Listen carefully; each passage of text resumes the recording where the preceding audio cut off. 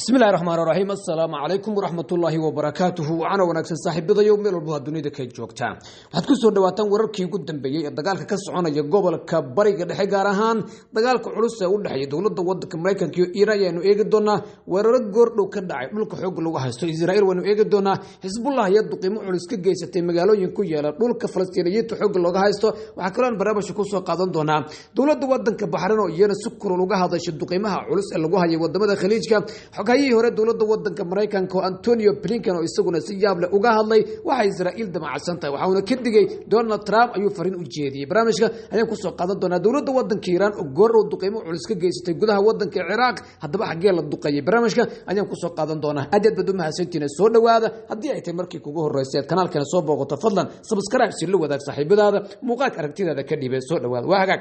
aan ku hormarno horta dawladda waddanka Iran ayaa goor oo duqeymo culus ka geysatay sida ay wariyeen sidoo warinayo telefishinka Al Jazeera mid ka mid ah raadaalada lagu tilmaamay inay jaajuusin ahaayeen oo ay dawladda waddanka Iran basaasayeen raadaaladan waxa la yiraahdaa waxa ay dawladda waddanka Iran sheegaysa inay ku yeelaan gobolka Kurdistan la yiraahdo ee dhinaca iyo waqooyiga waddanka Iraq waxa lagu yiri war qoraal oo ka soo baxay ciidanka ilaalada kacaanka Jamhuuriyadda Islaamiga ee Iran dawladda Iran si gaar ah ciidanku waxa uu burburiyay mid ka mid ah raadaalada wax jaajuusa kuwaas oo yeelay ayaa lagu yiri markaasay gobolka Kurdistan la yiraahdo ee ku yaala waqooyiga waddanka Iraq gobolkaas waxa uu xuduud la leeyahay Jamhuuriyadda Islaamiga ee Iran sidaas waxa goordhow baahiyay markaas ciidanka ilaalada kacaanka waddanka Iran dhinaca kale duqeymo culus ayaa goordhow lagu qaaday dhinaca dhulka xoog lagu haysto xogaga reer Lebanon Hezbollah ayaa wariyay in duqeymo culus ay ku qaadeen magaalada Karshmona la yiraahdo ee ku taalla koonfurta waddanka Lebanon halkaas oo inta badan ay isku hor fadhiyaan ciidamada duulaanka ah ee maamulka gumeystaha Israa'iil iyo sidoo kale xogaga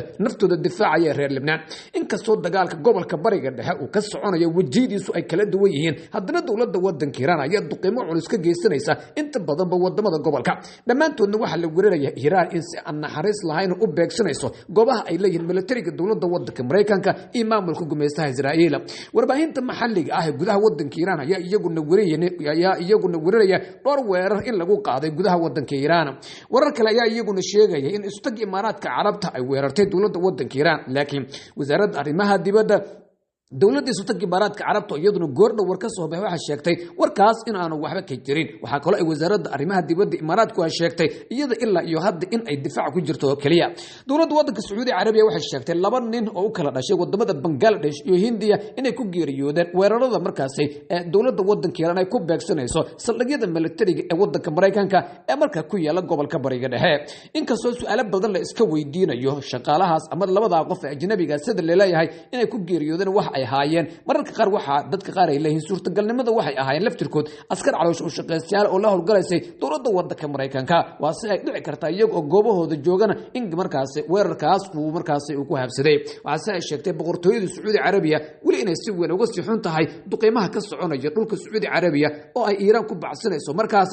dawladda waddanka Mareykanka militarigooda iyo jaajuusinta Mossad ee xogaga gumeystaha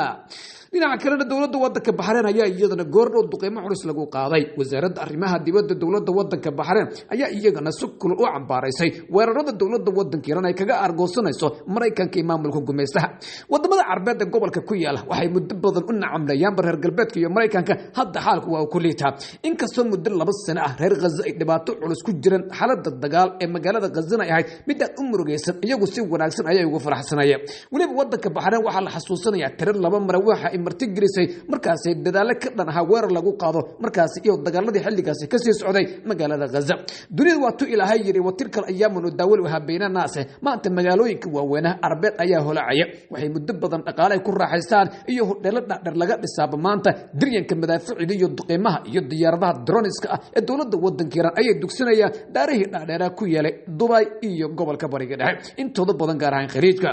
waxa marka dawladda waxay leedahay Bahrain waxay qaramada midoobay ka codsanaysaa in la cambaarayo dawladda waddanka Iran laakiin cambaareed Israa'iil iyo Mareykanka waxa laga qaadi waayay cid ay wax ka taraysa ayaan la yaabay wadamada Carbeed hadda xaalka aad ayuu ugu liitaa marba marka ka dambeysana way adag tahay sheekada sida la leeyahay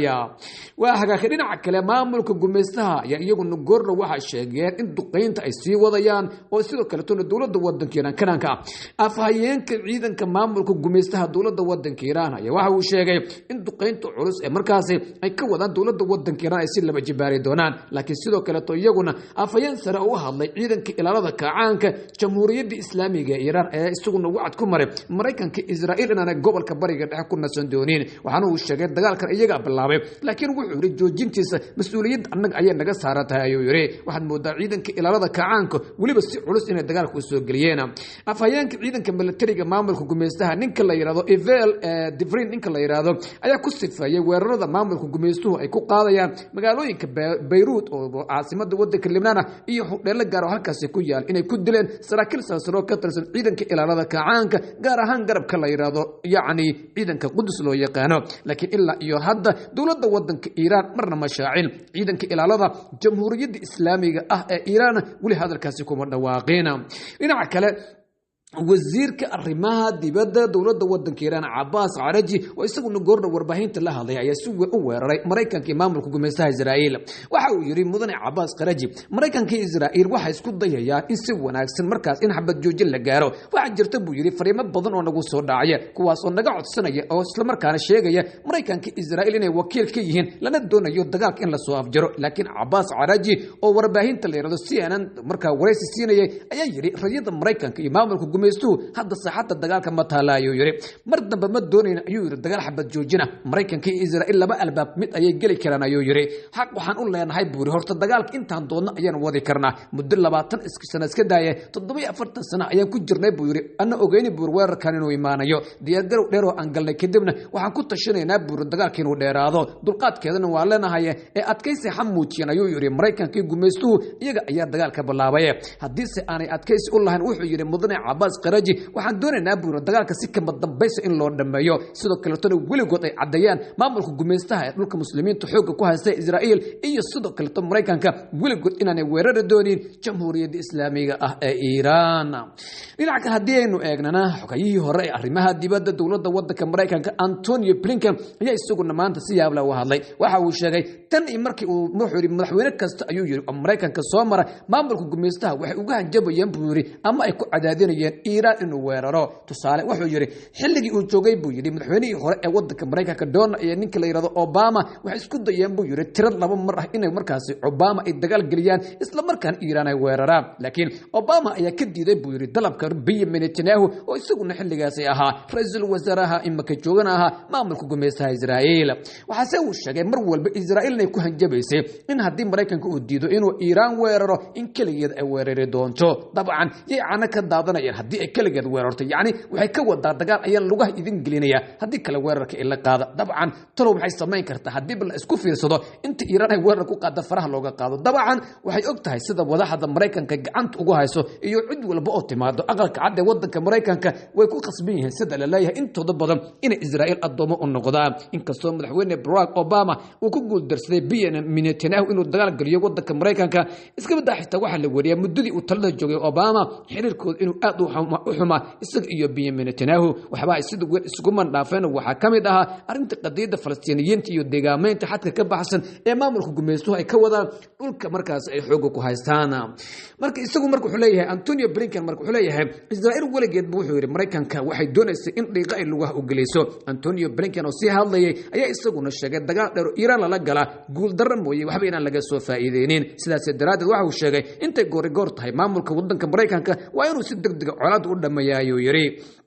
laakiin Antony Blinken qudhiisa ayaa kamid ahaa bahalladii shacabka Gaza si weyn u xasuuqay waxaaba la xasuusanaya iyadoo Antony Blinken ay dadka Mareykanka ku nool ay ku leeyihiin mudane Blinken intee caruur oo reer Gaza ayaa soo dashay waxaana la xasuusanaya ninkan wuxuu ahaa wasiirka arrimaha dibadda dawladda waddanka Mareykanka xilligii uu talada joogay Joe Biden waxaana la xasuusanaya inuu ahaa nin si aad u naxariis daran waxaana uu sheegay in mar walba dagaalkii magaalada Gaza ka soconayay iyagu ay barbardhac markaas ama barbar taageerayeen Israa'iil isaga qudhiisa ayaa 7 Oktoobar 2023 markii xoogaga gubernimo doonka reer Falastiin ay weerarka ku qaadeen dhulka muslimiinta xooga looga haysto waxa uu sheegay inuu markaas Tel Aviv yimid isaga oo leh waxaan idin yimid buri aniga oo Yahuudiya sidaas daraadeedna waxa la wariyay inuu ahaa nin si weyn kaga dhaadhicin jiray carabtii caloosha u shaqaystayaasha ahayd ee gobolka bariga dhexe joogtay isla markaana ku qalqaali jiray in la tirtiro markaas magaalada in la tirtiro magaalada Gaza sida qaar kamid ah muxalliliintu ay warka u dhigayaan insha Allah ta'ala tacaala wararkan wixii ku soo kordha waynu isla eegi doonaa laakiin dagaalka gobolka bariga dhexe ka socda daqiiqadba tan kale ama tan ka dambaysa waa isbedelaya xaaladda dagaal ee gobolka ku jirana waxaa la wariyay dhaqaale burbur culus inuu keenay afhayeenka baarlamaanka wadanka Iiraan Maxamed Baqaari oo isaguna goorna warbaahinta la hadlay ayaa sheegay inaan suurtagal noqon doonin Iiraan kaligeed inay gobolka ku harqato shadaal dambe oo la soo saari doono iyo sidoo kale kheyraad dambe ma jiri doono ayuu yiri waxay dowladda wadanka Iiraan go'aan ku gaartay guud ahaanba in laga saaro gobolka bariga dhexe dowladda wadanka Mareykanka waana ka saartay Iiraan sida hadda muuqata saldhigyada Mareykanku ku lahaa gobolka bariga dhexe dhammaantood waa laga cararay waxa Iiraan duqeysay iyo sidoo kale waxay ka dhigtay waxay taa askartoodii inta laga daabulay gobolka ligaya wadamada khaliijka guryo filan loo kireeyay dalkana laga bedelay sidoo kale waxa jirta askar badan oo Amerikaan ah iyaguna dhintay kuwaas oo Mareykanka laga dajiyay goordhow waxaana la arkaya eheladooda oo si weyn u ooyaya laakiin dhinaca kale waxa xusid mudan Donald Trump hadda sida la leeyahay in kacdoon cusub gudaha wadanka Mareykanka ka wajahayo waan arki doonaa insha Allah taala wararkani wixii ku soo kordhay daqiiqada tan ka dambaysa wararku waa isbedelayaan adinkuna aad iyo aad baad u mahadsantihiin saaxiibadayo fadlan haddii ay tahay markii idinku horeyso kanaaladana soo booqataan subscribe laakiin warka degdeg aan ka gaarsiiyo soo qorayo telefishinka Al Jazeera qaybta af Ingiriisiga madaxweynaha wadanka Faransiiska Emmanuel Macron ayaa waxa uu xiriir la sameeyay sida la warinayo madaxweynaha wadanka Iiraan Mas'ud Pezeshkian waxaana uu sheegay inuu doonayo si degdeg ah in wada hadal loo sameeyo Emmanuel Macron ayaa sheegay in madaxweynaha wadanka Iiraan isagu ay ka wada hadleen dagaalkan maadaama gobolku halis galiyay in la dhameeyo laakiin waxaad moodaa Faransiiska la hadlayo Emmanuel Macron ka Faransiiska hogaaminaya ee la hadlayay madaxweynaha wadanka Iiraan Mas'ud Pezeshkian toddobaad ka hor waxa uu ogolaaday in saldhigyadu gobolka ku leeyahay ay ka soo duulaan diyaaradaha duulaanka gardarada ee xambaarsan ee dowladda wadanka Mareykanka dhinaca kale dowladda wadanka Iiraan waa iskala hadlaysaa waayo diblomaasiyad ayaa sida ku jirta oo telefoonadu waa la iska qabtaa waxaana uu sheegay in markaas Macron sida uu yiri waa in buu yiri xiriirka u dhaxeeya dowladda wadanka Faransiiska iyo Iiraan maxay xiriir la dhaxeynaya soo isagii hadda dagaalka dhinaca kaga jira sidoo kale madaxweyne Emmanuel Macron ayaa barta uu ku leeyahay X hore Twitter loo yiri wuxuu yiri Iiraan waa in sidoo kale buu yiri damaanad hesha oo xoriyad buuxda ah la socda hadalkan waa markii ugu horeysay oo hogaamiye reer galbeed uu ka soo yiri wuxuu yiri waxa waajib ah buu yiri Iiraan in la siiyo buu yiri xoriyad buuxda oo ku saabsan damaanadeeda iyo wada hadalkana sidaas lagu galo waxaan arintan kala hadlayaa buu yiri madaxweynaha wadanka Turkiga ee Ruushka Mr Vladimir Putin waxaan moodaa gobolka si weyn hadda kacdo inuu uga jiro madaxweyne Emmanuel Macron waxa kale uu sheegay inuu kala hadlay arinta gobolka ee gacanka Hormuz la yiraahdo Iiraan Hormuz waxay u fasaxdaa maraakibta shidaalka u wada Mareykanka iyo Shiinaha iyo Kuuriyada Waqooyi waa hadiiba ay jiraan laakiin wadamada reer galbeed halkaas dhibaato culus ayaa ka soo gaartay madaxweynaha wadanka Faransiiska Emmanuel Macron ayaa intii dagaalku soconayay door mar waxa uu meel kaga dhacay dowladda wadanka Iiraan hasa ahaatee joojinta dagaalka ka soconaya gobolka bariga dhexe telefono waa la iska qaban karaa waxaan si admooda madaxweyne Emmanuel Macron inuu markaas u xaqlinayo in maamulka gumeystaha Israa'iil lana ku yiri toddobaadka soo socda oo kaliya hadduu dagaalka soo socdo ma wadi karno marka laba mid un bay noqonaysaa in la jabsado iyo in dagaalka la ka joojiyo su'aaya markaas Iiraan ee Israa'iil iyo Mareykanka dagaal kuma jiri karaan nabadna ma xijisan karaan marka war kale oo degdeg ah isagu hadda telefishinka Al Jazeera qaybta af Ingiriiska saaran wuxuu leeyahay laba diyaaradood oo drone ayaa lagu soo roday dhinaca waqooyiga wadanka Sacuudi Carabiya sidaasina waxa hadda warinaya wasaaradda difaaca ee dowladda boqortooyada Sacuudi Carabiya waxa wararkani wixii ku soo kordhay waan idin la wadaagi doonaa saaxiibadayow aad baad u mahadsantihiin dib inta aan u kulmo doona mar kale nabadgelyo